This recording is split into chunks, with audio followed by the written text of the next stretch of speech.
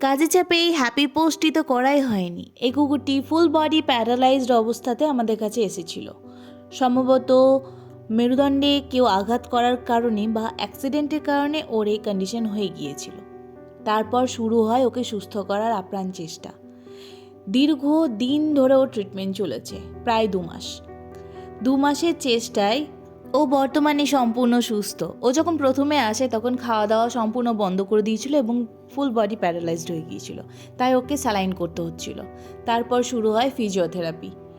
আমাদের ট্রিটমেন্টে আস্তে আস্তে ও সাড়া দিতে থাকে। ও 4 পায়ে উঠে দাঁড়ায়। প্রথমে হাঁটতে গিয়ে পড়ে যেত, কিন্তু তারপর আস্তে আস্তে 4 পায়ে পুরো স্বাভাবিকভাবে হাঁটতে থাকে।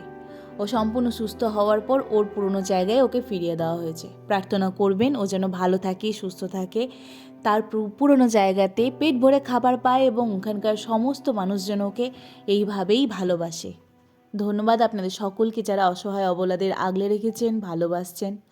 আমরা সম্পূর্ণ চেষ্টা করব আপনাদের পাশে থাকার, আর প্রার্থনা করব আপনারাও যেন ভালো থাকেন।